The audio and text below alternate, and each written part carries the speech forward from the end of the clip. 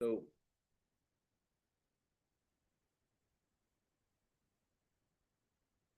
we were learning last time about the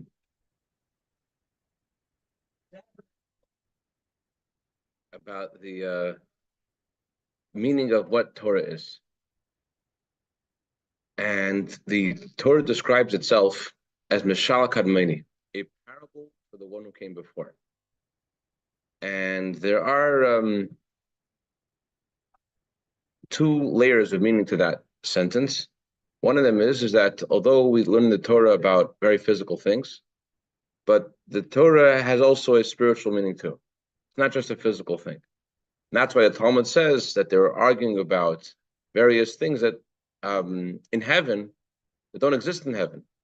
They're arguing about white spots and about white hair and halachic decisions about them, and those things don't even exist in heaven.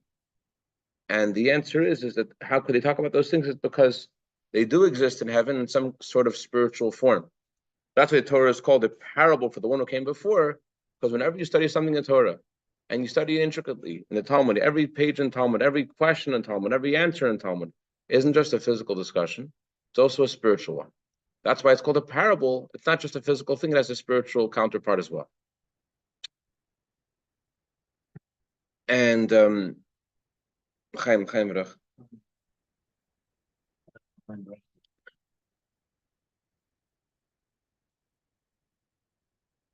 this is how the Arizal explains why the Torah starts with letter base.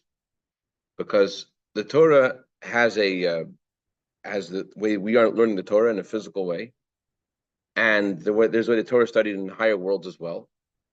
That's all the way Torah is studied from the purview of the created beings. But then there is the Torah as it is in the divine realm, in the world of Atzilus, as the Torah is in its pristine state in the highest world in Atzilus. There, it's a whole different thing. So whatever we're learning in Torah is Torah base, the second part of the Torah, as Torah comes into the world. But then there is a higher part of the Torah, as the Torah is in the highest world of Atzilus, as Torah is in divinity. There's a way Torah is in the language of creations. And there is Torah as it is in the divine world of Atzilus before there are creations. So we're learning about switching a bull with a donkey in this world. And there is a discussion in the higher worlds about switching a bull with a donkey. But as long as we're talking about creations of Hashem, we're talking about the second part of Torah. We're not talking about the Aleph. So that's why it's that we say in our prayers, we thank you for your Torah that you taught us. There is a way Torah is your Torah, the way it is in the world of Atzilus. Then there's a way Torah is taught to us as it is in the world of Bria, and the world's beneath Atzilus. And that world begins with the letter base, Bria, which means the world of creation. It starts with a base. The Torah starts with a base because the Torah that we have, as we understand it, it's base. It's not Aleph. Aleph is the first letter of the world of Atzilus. It's not the way the Torah is in divinity. It's the way Torah is coming to the realm of creation. But the question is this. When we say that everything in Torah has a spiritual counterpart, it's not just the questions of Torah and the answers of Torah, if that's true too, but certainly the letters of Torah, the words of Torah, also have a spiritual counterpart, also have a divine representation. So that means if our Torah starts with a base, wouldn't the Torah in heaven also start with a base? If our Torah starts with a base, why is it starting with a base? Because it's not the way it is in divinity. It's the way it's been transferred to us, the way it's been contracted, the way we can understand it. Fine, that makes sense. So it's a second, the way Torah is contracted, the way the Torah, and as we learned that although it's contracted, we still get the essence of it. It's the godly quality is still there. But why is it that the Torah in the world of Atzilus, why is that called Torah number 2, Torah base? And the answer is this. When we say Mishala Kadmeni, when we say the Torah is a parable for the one who came before, it doesn't only mean it's a parable for the worlds that came before, it's also Kadmoni Shaloilam. The Torah is a parable for the one who existed before all of creation. In other words, not only is Hashem beyond this world and beyond the worlds above this world, Hashem is beyond all the worlds. So all explanations of Torah, if we were to take the law of switching the bull with a donkey, as it is in the highest world of Atzilus, that's still not Hashem himself. The Torah is only mashal, it's a parable for the giver of the Torah. There is the giver of the Torah, and there's the Torah itself. So that's why the Torah starts with the base. The Torah wants to tell you it's not only about the subject matter, even the subject matter in the world of divinity. The Torah is actually godly. The Torah is Hashem Himself. The Torah and Hashem are one. It's not just it's godly. The Torah and Hashem are one. To understand this better, let's go to a very fundamental thing in Torah. There are 13 principles in Torah. One of the principles in Torah are principles of our faith. 13 principles of our faith. One of the principles of our faith is the Torah will never change. Torah will never change. All the commentaries, looking at Maimonides' words, that this is a principle, a fundamental of Torah, they wonder, why is this called a fundamental of Torah? Why is this a fundamental thing in our faith? In fact, among the fundamentals of our faith is that Hashem has no body, that Hashem has no form. But why is the Torah never changing something that's so fundamental to our faith? Let's say Hashem decided, hey, I have 613 commandments. Let's add 614. Let's add another one. Maimonides says that the Torah will never change. So that's certainly true. Maimonides has sources in the Torah.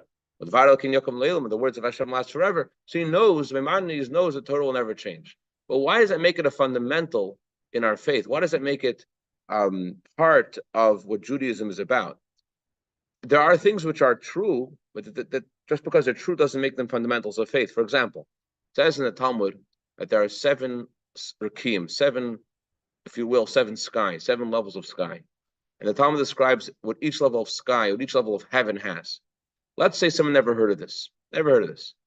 Would you say he is he denies the Torah? Would you say he is a heretic? Would you say he's missing something fundamental in Torah? If he knows about it and he doesn't believe in it, so he says, okay, he denies Torah. So the reason why it's considered heretical is not because of intrinsically, because you have to know about 7 heavens to be a Jew. That's fundamental to the Torah. It's that the Torah is true. The Torah's truth is fundamental. But the fact that the Torah has 7 heavens or 6 heavens, the fact that there are 7 or 6 heavens, the fact that the Torah says that's not a fundamental thing to Judaism. It's something that happens to be true. So why is it that Maimonides says that fundamental to Judaism is the Torah not changing, or the Torah would change? And those commentaries, Maimonides, they reinforce their question with a parable. They say like this, Let's say you have a doctor and a patient. The doctor gives the patient certain medicine, and then the patient recovers somewhat, and the doctor gives him a different medicine. Would you say that if the Torah is Latzarv ben Sabris, if the Torah is meant to purify the world, would you say that's heretical? It's heretical to say that Hashem changed the Torah because the world changed it. Hashem gave us the Torah to lift us up, to purify us, to elevate us. So when Hashem saw that we were elevated to a certain extent, let's say after Mashiach comes, wouldn't it make sense to say that the Torah would change then? There are instances where the Torah itself says that the rule should be different. For example, we had a few weeks ago in the Torah about Eliyahu Hanavi. He was on Mount Carmel, and he was discussing with the prophet. He was challenging the prophets of the Baal, and he offered a sacrifice outside of the temple, which in general is forbidden. So that's not something which is a change in Torah. The Torah itself says in certain situations, a prophet can give instruction if he so sees a need for it to do something which is against a negative commandment. He is allowed to. That's included in Torah. That's included in Torah. The Torah itself says that a prophet can do that. The Torah itself. You're saying about the changes, but no, okay. So, good. So if you said that people could change the Torah, that of course would be heretical. But what's wrong with saying that God would change it? That's the question. Why is it so fundamental to Torah to say that the Torah will never change? People, of course, can change Torah, fine. But why can't God change the Torah? And God actually, it seems, did change a lot of things. For example, when God created the world, he gave Adam 6 commandments. Then when Noah came around, he gave him another commandment, and Abram another commandment, and Amram. And so Hashem added commandments. Also Hashem subtracted commandments. Hashem first forbade people from eating meat. Then Hashem allowed people to eat meat. So both Hashem added and subtracted things that he told the world to do before the Torah was given. So Maimonides has sources. Maimonides knows the Torah is never going to be changed. Fine. But why is that fundamental to Judaism? Why can't Hashem one day say, I want to have a different mitzvah? This mitzvah isn't relevant anymore. What's wrong? Why is it fundamental to Judaism that Torah can't change? They have another parable: a father and a son. A father educates his child. He uses one method of teaching his son, and the son learns more. He gives him another. He gives him something more. Why can't we say that Hashem gave us the Torah, we develop, and then Hashem gives us more? Hashem changes other things. What's wrong with saying that Hashem would do that? Why is it so fundamental to Torah to say that Hashem wouldn't do this? So the answer is this: the Torah is one with Hashem. It says in Gemara in Shabbos at the end of Parak HaBoina, as we mentioned a few times, the first word that Hashem used when He gave us the Torah was Anochi. Anochi stands for I, my soul, I wrote it and I gave it. Hashem's essence is in Torah. It's not only to purify the world. It's not only to elevate people. The Torah is one with Hashem. And just like Hashem will never change, so too the Torah can never change. Because what is the Torah? The Torah is one with Hashem. That's why Maimonides says that we don't do circumcision because our grandfather Avram did circumcision. We're not forbidden to eat a limb from a living animal because that's what God told Adam. Rather, everything we do, Maimonides says, is because Hashem told Moshe at Har Sinai. Why is Har Sinai so important? Why is Mount Sinai so important? Because the commandments that were given to us before Mount Sinai actually were of a different nature than the commandments after Mount Sinai. What's the difference? That the commandments after Mount Sinai are not just commandments for the sake of the world, but the opposite. The world was created for the sake of Torah. It's true, there is a facet of Torah that the Torah elevates creation. That's true. But that's not all what Torah is. In the very first word of the Torah, Bereshis, Rashi says, why was the world created? The world was created for the sake of Torah. So it's not that the Torah was created for the sake of the world, but the opposite. The world was created in order for Torah to be implemented, in order for the Torah's desire and Hashem's desire in the Torah to be fulfilled. That's why there's a world. So let's say, for example, in ourselves, let's say, random example, let's say someone here wants to get a job. And you ask them, you want to get a job? What do you need about a job? I not the job. I need a job so I can make money. You want money? It's not the money. I need the money so I can have what I need and prestige and all the things that money gives. Okay, so I need to live. So why do you want to live? The living, the fact you want to live, that's not something that could change. If I said to you, hey, you could have all the money in the world and you have all the things you need in the world, and you don't need to go to work, you may not want to go to work because those are just the means to an end. It's called in Chassidus chitzonius haratzon, external will. There's ratzon, there's a will which is external. It's like you want this to get something else. But your desire to live, that's pnimius haratzon. That's your inner will. That's you. That can change. Your desire to live can change. In a similar way, Hashem's desire for Torah, Hashem's desire in the Torah, Hashem's wisdom in the Torah is not something which can change. Why not? Because it's not a means to an end. It's not something which is for something else. It is Hashem's will and wisdom, which is one with Him Himself. Not just is made to perfection, but the world was made to serve Torah. That's why it's a fundamental to Torah to say that Torah will never be changed. It's not something that's going to happen later. It's not just that the Maimonides is telling us you should know you can never change the Torah. It's not something about the future. It's something about the present. Maimonides is saying, how do you define what Torah is? You should know Torah is something which is divine that can't be changed because it's one with Hashem Himself. Let's say, for example, there's a law in the Torah. If two people are holding a talus, and one says a talus is mine, one says a talus is mine. The Torah addresses this, and Torah says how they should divide the talus. So how do you understand the purpose of the Mishnah without this class? What would you say? You say like this: the Torah wants there to be justice, and so if there'll be an argument about a talus, what should happen? It shouldn't be that someone should be bereft of their talus in an unjust way, and therefore the Torah comes to address the world, and Torah says this is how the talus is supposed to be divided. In other words, the goal is the world, but the Torah is Mishalach Harmeni. The Torah is a parable for the one who came before the world. The Torah isn't the subject matter of the Torah isn't for the conclusions that are happening in the world. It's the opposite. The Torah is about the seichel itself. The Torah is the God's wisdom itself. The conclusion is a consequence that comes from God's wisdom. But it's not that the purpose of Torah is the conclusion that we have in court that a Jewish judge should know what to do. It's the opposite.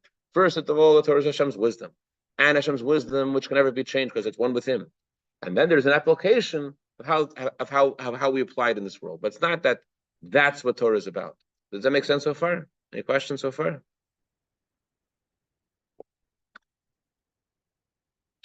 So now we understand why the Torah starts with a base.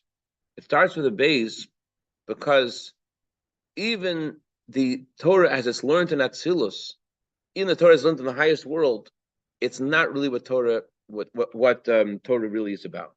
The Torah that we learn, even the Torah as learned in Atzilus, is just a parable for the essence of Hashem. It's the essence of Hashem's will, the essence of Hashem's wisdom. It's not a for the purpose of our conclusion. The purpose is the ideas of Torah themselves, as they are.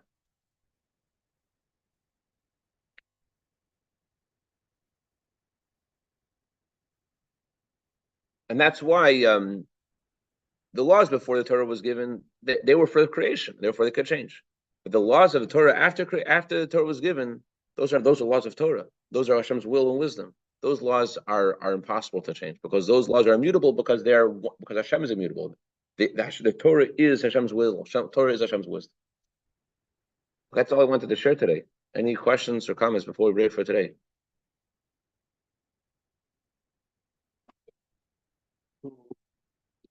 Before we can possibly understand it.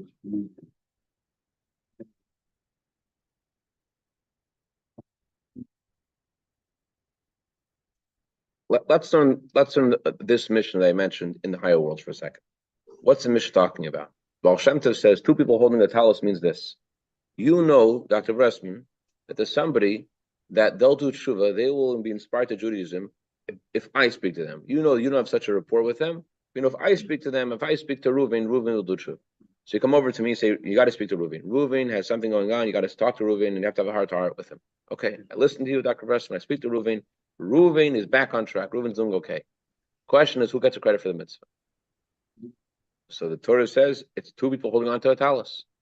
I have a credit and you have credit. We divide the credit. Okay. That's how the Baal Shem Tov explains this mission in the higher world. So that's how the world Torah studied in the higher worlds, including the world of Atzilus. But that's just the that's not Hashem himself. That's not Hashem's. That's the way Hashem's wisdom is applied to a certain situation. But then there is the result, the consequence, isn't Hashem himself. That's just the consequence.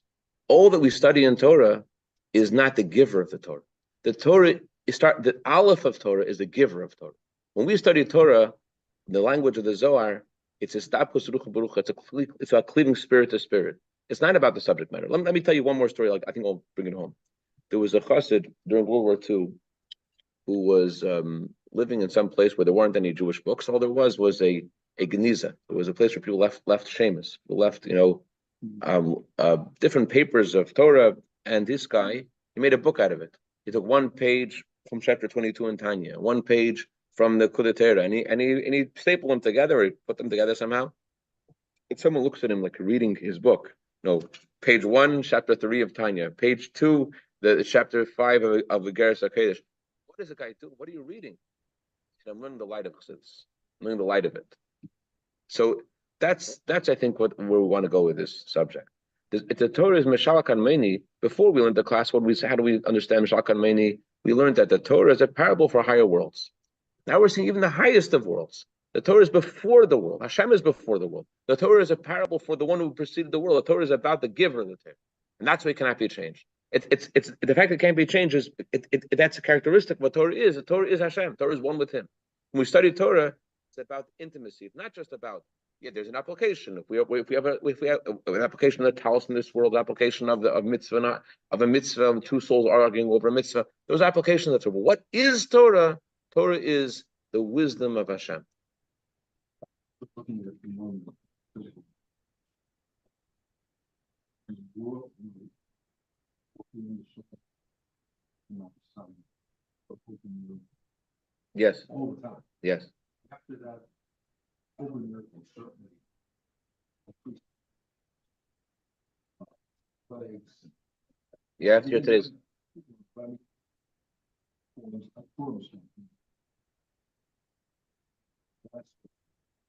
Oh, so there is such a thing about why miracles have gotten less, because Hashem was educating us in the beginning of our existence. That it does say that there's such a thing. But I do want to say, if you hear today's minute of Torah, which I'm going to put out soon, someone asked the Rebbe if Hashem performs miracles for individuals or only for groups. And the Rebbe says every single one of us say in our prayers, "Blessed are you, Hashem, the doctor of all flesh, who performs wonders." So since each of us individually say Hashem performs wonders, it means that each of us individually have miracles. The Rebbe said that you can also see doctors do a lot of examinations, and yet their conclusions aren't accurate. And it's because the Rebbe apparently was alluding to the fact that it's not because the doctors are making mistakes, it's because yeah. That's what we say. We operate God decides.